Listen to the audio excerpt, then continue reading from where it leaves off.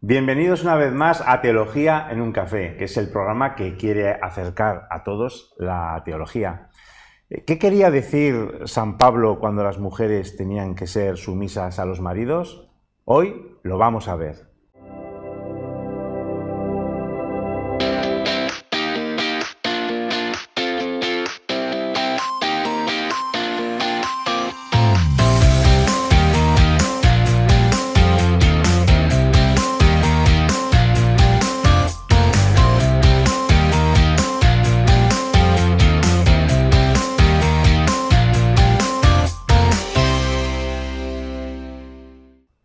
Hoy vamos a conocer de primera mano cuál es la interpretación que hace San Pablo sobre la mujer en las cartas de Efesios y Colosenses y en la primera de Pedro. Y para eso hemos traído una experta de primera línea. Estamos hablando de María José Schulz. Bienvenida, María José. Muchas gracias, Arturo. Gracias por la invitación.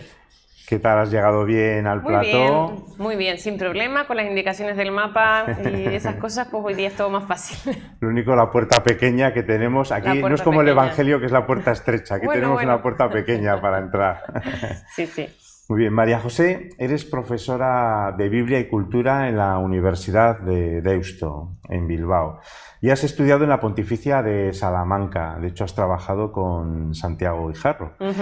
Tienes muchas publicaciones que tocan todo lo que respecta a la primera de Pedro, y además de ser una persona muy comprometida, porque has estado con las misioneras de la caridad en Calcuta, en el Hogar de Cristo, en Valparaíso, pero si hay algo importante es que, bueno, estás casada y tienes 3 hijos, ¿no? ¿Es así? Sí, sí.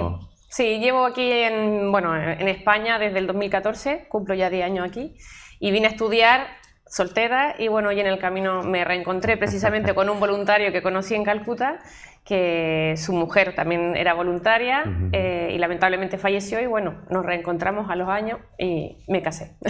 Y entonces adopté a los niños de mi marido. Entonces, como se dice, bueno, ¿eres de Chile o eres de Bilbao, de los que nacen donde quieren y naciste en Chile? ¿Cómo es eso? No, a mí me gusta ser de Chile y bueno, y de Bilbao mi familia y vivo en Bilbao, pero no soy del Atleti.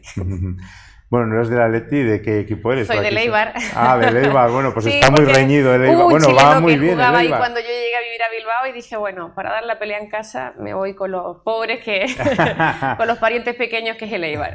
Bueno, pues están ahí muy peleados, el Racing y el Eibar. O sea que, bueno, me ha llamado la atención que también eres jugadora de hockey. Sí, sí, sí. De hockey sobre hierba. Bueno, siempre he hecho mucho deporte y al llegar aquí a Bilbao no conocía mujeres, el ambiente en la universidad de la teología es muy masculino y dije, bueno, voy a buscar otro deporte donde pueda hacer amistad y llegué al hockey hierba. Y entonces soy parte del equipo de mamis de hockey guecho.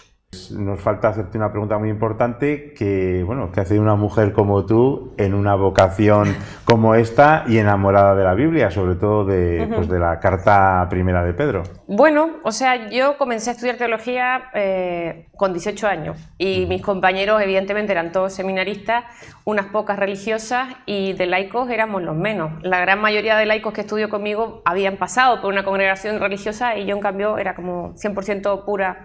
Sí. Y bueno, la vocación me surge muy pronto, yo creo que con 15 o 16 años, en un contexto de un colegio católico, de unas religiosas que éramos solo señoritas, ¿no? Mujeres, y siempre hubo mucho trabajo pastoral y me llamaba mucho la atención cómo ellas conocían la Biblia, la forma en que hablaban de Dios, y dije, bueno, y también todos esos trabajos pastorales que eran misiones o yo qué sé, trabajo de invierno, en Chile también se construyen muchas viviendas de emergencia. Entonces me daba cuenta que la unión entre lo pastoral, ¿no? Lo evangelizador, por decirlo de una manera, lo misionero, y luego lo práctico, ¿no? Lo de servicio a las personas más vulnerables, o sea, me llenaba muchísimo. Entonces, bueno, les pregunté a ellas que habían estudiado, pensando que esto era una profesión, no, nunca lo relacioné con una vocación religiosa. Y entonces me dijeron que, bueno, que habían estudiado teología, y dije, bueno, yo quiero estudiar eso, o sea, para hacer... No pensé en ser religiosas como ellas, sino que pensé en estudiar lo que ellas habían estudiado. Y bueno, evidentemente uno hace, luego cuando estás embarcada en la carrera, hice mi discernimiento vocacional también, si eso no se cierran las posibilidades, y eso fue lo que me llevó a la India. Y bueno, luego de la India pues retomé los estudios en teología, confirmé que lo mío era académico, más intelectual, y que bueno, que lo de servicio a los demás pues podía ser a través de la carrera, pero también de forma paralela, o sea, no, una cosa no excluía a la otra. Muy bien, tu tesis cum laude es, bueno, además de saber experta en Biblia, ¿no? Pero tu tesis está fundamentada en la primera de Pedro, ¿no? Pero sobre todo has venido aquí a, bueno, te estamos entrevistando con motivo de estas conferencias que se organizan en la Universidad de Cantabria, que están un poco pues, organizadas a la limón entre la Diócesis de Santander, la Universidad de Cantabria y que dirige Isidro González Modroño, el jesuita, sí, sí. ¿no?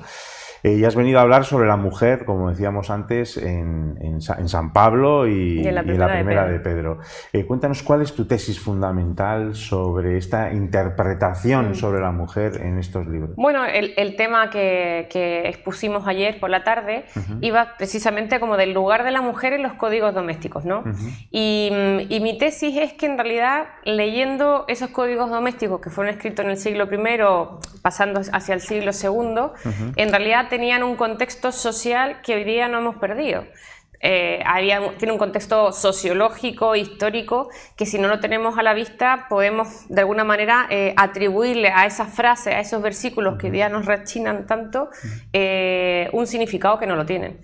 Entonces lo que yo postulaba ayer y que bueno, por ahí está escrito y publicado, es que al final tenemos que de alguna manera conectar con el lugar de la mujer en la Iglesia en aquella época, que las reconocemos diaconisas, las reconocemos trabajando en diferentes ministerios de las comunidades cristianas, las vemos prestando la casa, disponiendo sus bienes, atendiendo como viudas, atendiendo a los huérfanos, o sea, tenemos muchos elementos que nos indican que tenían un lugar reconocido y un lugar protagónico, y que lamentablemente con el tiempo nos hemos ido quedando como con estas capsulitas bíblicas que se desarraigan de su contexto y entonces se interpretan como suenan, y claro, el concepto sumisión todos lo entendemos como una subordinación obediente y que se suprime la propia voluntad por hacerle caso a la voluntad de este gran varón que es el marido.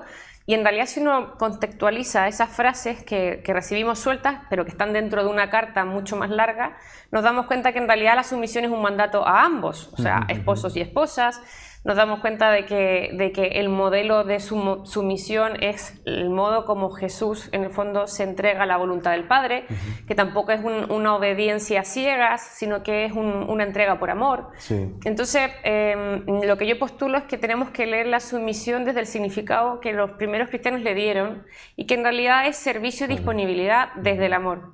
Y desde el amor fraterno, y que no es un mandato únicamente a las mujeres, sino que es un mandato a las relaciones familiares, ¿no? Que constituían en ese momento como la casa, y que sabemos que no solo eran padres e hijos, mujeres y esposas y maridos, sino que habían esclavos, habían clientes y había una unidad familiar bastante más extendida, y que en realidad el parámetro es la fraternidad, no la obediencia. Entonces, cuando hoy día, por ejemplo, en los matrimonios, en las bodas, te recortan el texto de la primera de Pedro y solo resuena y rechina y retumba a la novia que tiene que someterse al marido, pues me parece injusto. Me parece injusto con las primeras cristianas y me parece injusto también con la mujer al día de hoy.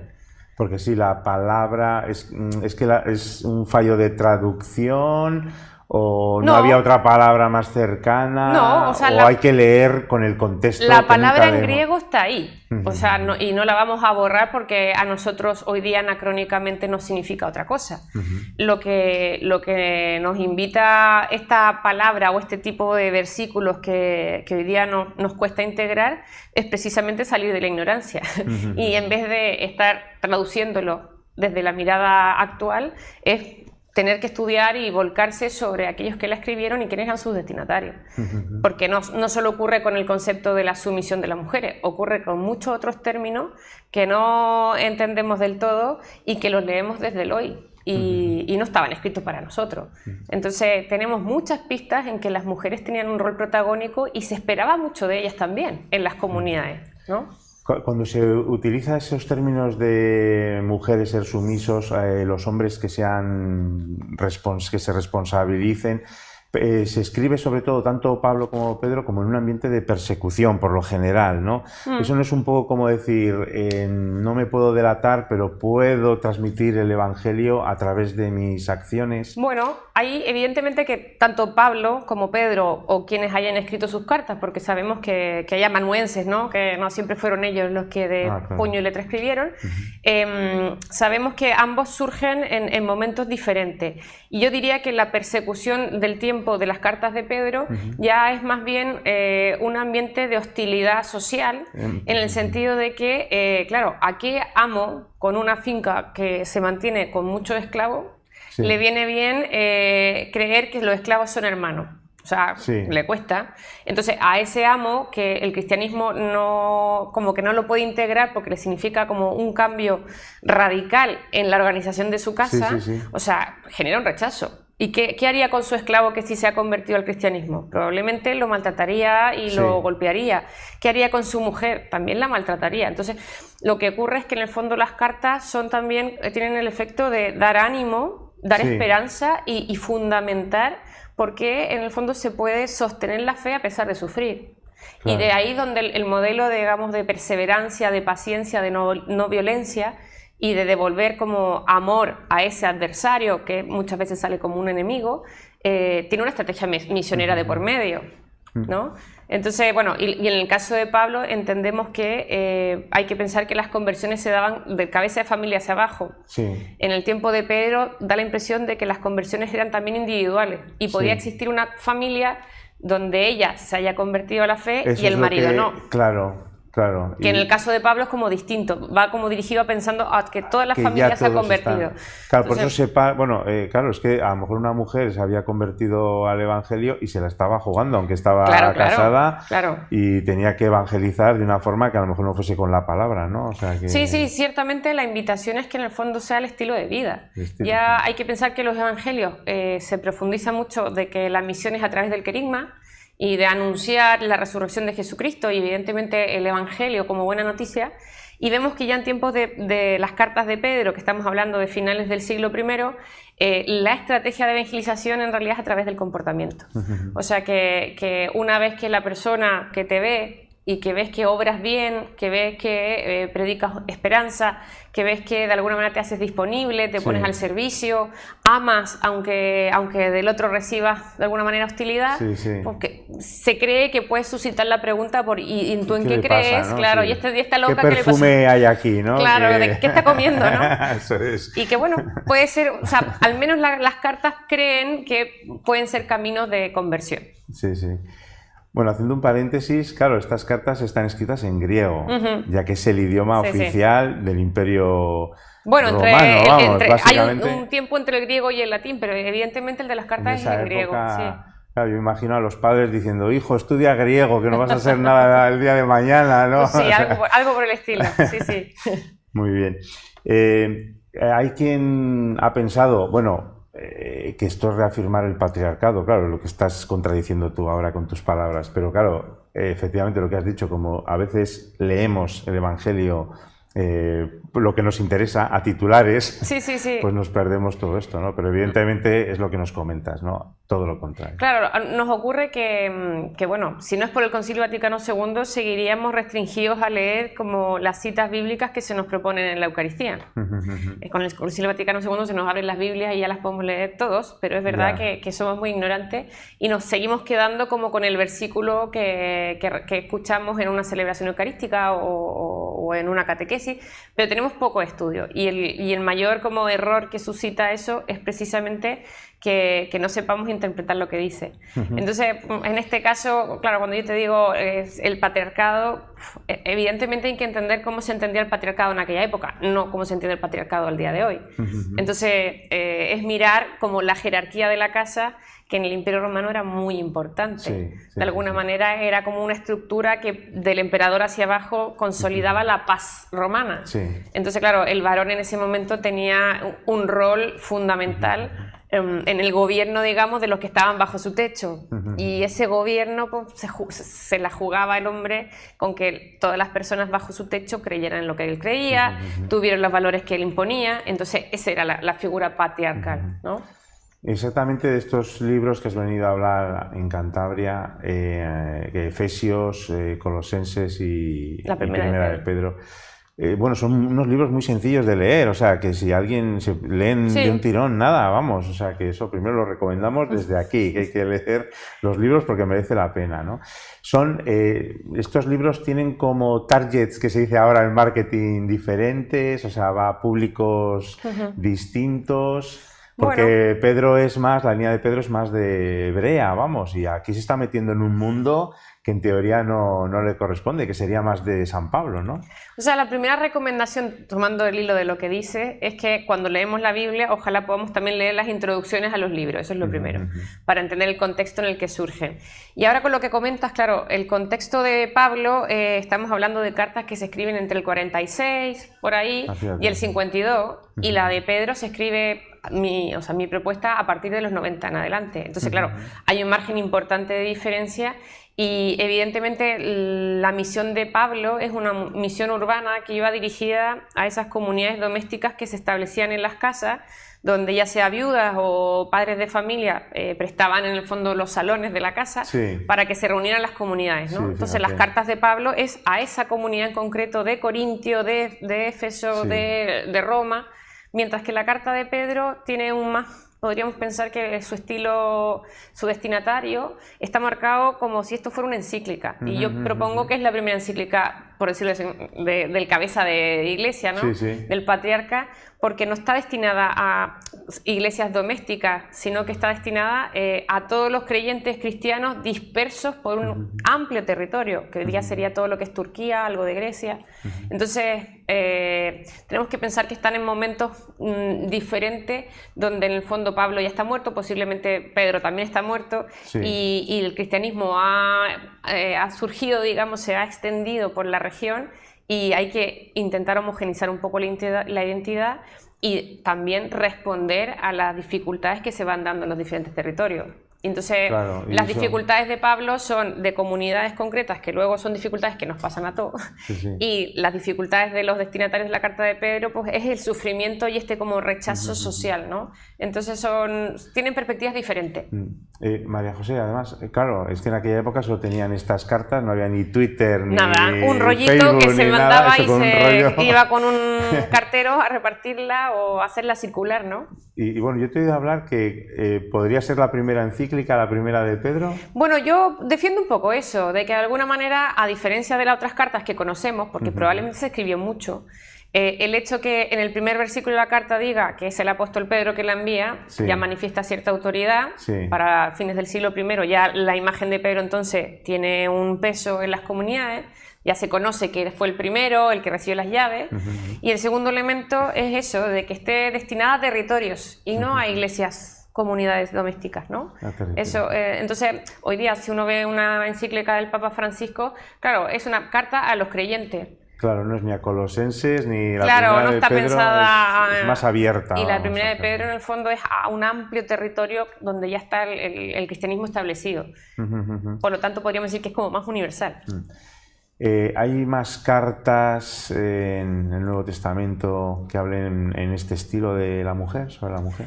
Bueno, tenemos las deuteropaulinas que se llaman, ¿no? Las cartas católicas que de Tito y de Timoteo, que también tienen una estructura de código doméstico y ciertamente enseñanza a las mujeres, que yo en este momento no las comparo con Pedro, Efesios y Colosenses, porque podríamos decir que están en otro momento, que ya son posteriores y que entre ellas de alguna manera hay una intuición de jerarquizar, organizar, institucionalizar ya lo que se entiende en la iglesia, ¿no? Entonces yo diría que en ese sentido hay que estudiar también el contexto en el que surgen y las intenciones que tienen, y ahí el lugar de la mujer da la impresión que está perdiendo. O sea, en esas cartas ya la mujer no tiene el rol protagónico que se le ha dado en las otras anteriores. Otro libro que a lo mejor nos prologa alguno de estos son los Hechos de los Apóstoles, ¿no? Claro. Que digamos que es el previo, ¿no? Sí, sí. Y que también, ¿no? Es... Bueno, el Hechos de los Apóstoles, la forma en que nos funciona, por decirlo de una manera, es que es un libro narrativo. Entonces, evidentemente, tiene un sustrato histórico, pero para que la historia sea leída y la entendamos, ese estilo narrativo también tiene ciertos aspectos que se han como acondicionado, ¿no? Pero evidentemente nos sirve como fuente para ver cuál era el lugar que ocupaba la mujer en estas iglesias, y vemos, por ejemplo, que hay parejas de esposos, digamos, Priscila y Áquila, ¿no? Que se la nombra a ella primero que al marido, Junia, Trifosa, o sea, los de Chloe, claro. La madre de Juan Marcos, Rosa, que presta su casa, o sea, hay una serie de pistas que, si bien ellas no aparecen como protagónicas, porque no era el estilo de escritura de la época, la mujer no era un personaje de derechos, o sea, era una propiedad del marido. Entonces, claro, los cristianos que escriben de alguna manera están sujetos a ese contexto en el que escriben, claro. Y aunque la mujer tenga un rol protagónico y está en una condición de igual, porque el Evangelio así lo dice, evidentemente que los que escriben son hijos de su época. Entonces las mujeres aparecen como que reflotan en la historia, claro. pero no hay una radicalidad así de cambio de que ahora son ellas las que van a escribir. No, tenemos que entender que las cosas en el fondo siguen sujetas un poco al tiempo en que surgen. Bueno, ahí, mientras estás hablando, se me ocurre que tú tienes una aportación muy importante en el sínodo, porque el tema de la mujer es una cuestión a tratar, y bueno, ya me has estado comentando cosas que... Ya no podemos desentendernos, ¿no? No. O sea, yo te voy a decir una cosa, yo creo que el sínodo es signo de los tiempos, y se clamaba ya hace mucho de que, había que tomar decisiones que nos permitieran como no cambiar el rumbo, sino que reorientarlo desde los tiempos que estamos viviendo. Y yo, así como comenté ayer y lo vuelvo a reiterar hoy día, creo que es responsabilidad también de los laicos hacernos presentes en esa discusión y en esos discernimientos, porque lo que uno oye en un bar, en una conversación familiar, en un pasillo en la universidad, es que la iglesia, es que la jerarquía, es que el Vaticano, es que el magisterio, es que este cardenal, y siempre culpamos como al que está en Roma, ¿no? Nos guste o nos deje de gustar. A otro, igual, el que esté en Roma, el que esté en la parroquia. Claro, y los bautizados, pues no nos apuntamos a la charla a la parroquia, no nos apuntamos al consejo pastoral, no vamos a la reunión sobre el sínodo, o sea, pero sí tenemos la voz para culpar a otros. Entonces yo soy de la idea de que hay que estar donde hay que estar, o si no nos quedamos callados. O sea, muy bien. Otras iglesias cristianas no católicas pues se forman y tienen semanalmente asambleas, reuniones, estudian la Biblia. Nosotros los católicos no hemos quedado con la catequesis que recibimos a los 7 años, y eso es un peligro, porque al final a los 7 años entendiste lo que entendiste. La confirmación y se acabó. Y la confirmación que te fuiste ahí de convivencia, pasarla con los amigos, muchas veces tampoco se aprende nada. Entonces predicamos una fe que desconocemos y que por eso también ha destruido mucho la ignorancia, el auge de la iglesia, pero no de la iglesia estructurada. Y ese encuentro con Cristo, la experiencia con Cristo, claro, la experiencia con Cristo se desperfila porque no nos hemos hecho cargo los laicos. María José, ¿alguna vez has pensado, como experta en la primera carta de Pedro, el trabajar el tema de la no violencia?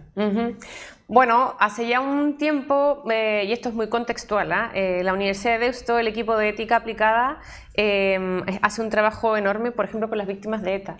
Y tuve la oportunidad de ver a mujeres viudas de las víctimas de ETA y ver en el fondo estos procesos de justicia restaurativa que se habían juntado con las personas que habían atentado con la vida, que habían matado a sus maridos.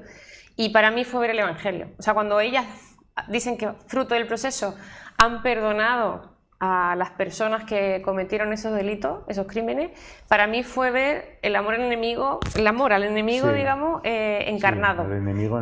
Sí, además, el enemigo y el adversario. Y en la medida en que he ido estudiando como esos procesos de reconciliación, he leído la carta de Pedro, la primera carta de Pedro, con otros ojos.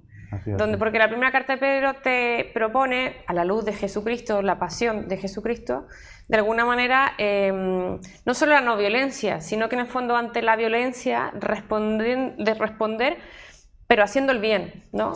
Y claro, el modelo de Jesús en la cruz es duro, ¿no? Es duro porque ahí hay ciertamente un acto de humildad, un acto de amor hasta el extremo, un acto de perdón y de reconciliación que de alguna manera mira al otro también como una víctima. Entonces, a partir de ese evento, tuve la idea de decir, bueno, voy a leer la primera carta de Pedro y voy a estudiarla desde los procesos de reconciliación promovidos por las víctimas. Sí, sí. Pero lo que en el fondo lo suscitó fue el testimonio de personas que la han encarnado. O sea, de la vida, ¿no? De la vida fíjate misma. cómo la vida te lleva a la teología, Claro, ¿no? Me parece... y yo creo que un poco los biblistas nos hemos olvidado y estamos sacando como muchos mensajes de buena fe Sí, sí. de los textos bíblicos, Sí. pero que si tú no tienes mediaciones históricas que te demuestren de que son viables de materializarse esos mensajes, Sí. pues no sirven de nada.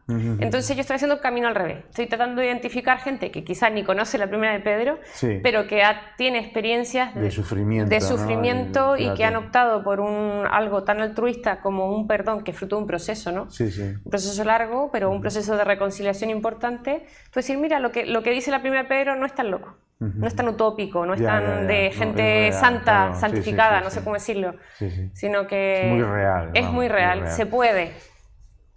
Cada vez más mujeres vemos, ¿no? Se manifiesta que están interpretando la Biblia, ¿no? Con el tiempo, gracias a Dios.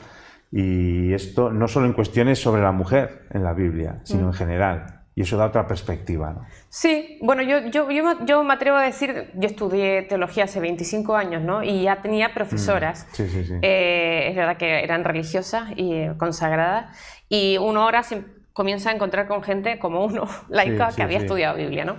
Efectivamente, yo creo que hay una corriente importante de querer mostrar un poco que la mirada de la mujer recoge interpretaciones que tal vez ¿cómo decirlo? En la interpretación canónica se había perdido.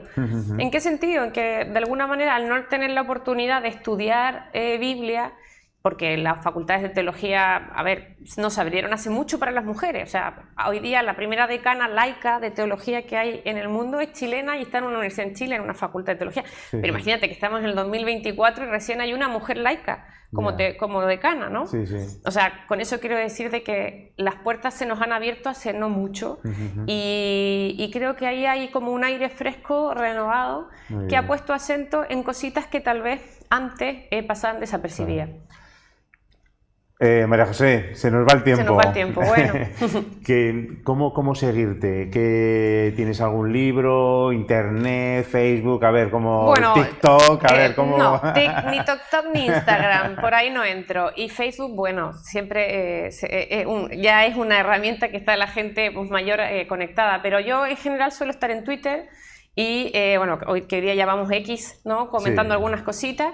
Y claro, tengo mi libro que se publicó, es mi tesis doctoral, Sí. que la publicó la editorial Verbo Divino y se puede encontrar en internet y también en cualquier tienda de... Y en la librería de Pastoral de aquí. De la Aquí diócesis. también, imagínate, sí, se llama entonces la estrategia misionera de la primera carta de Pedro, Muy ¿no? bien, muy Y bien. bueno, tengo otros artículos y publicaciones que, bueno, se pueden buscar en internet, seguro que se encuentra, pero Bueno, y cada vez que por ahí vengas estoy. aquí a la Albericia a jugar al hockey sobre Ta. hierba también te Traeré tenemos. productos, sí. Sí, No, sí. hay una revista muy buena también que es Reseña Bíblica, de la que Sí, soy Reseña editora, Bíblica. y ahí estoy Ah, constantemente fíjate. publicando, Ah, pues mira. que también está a la venta.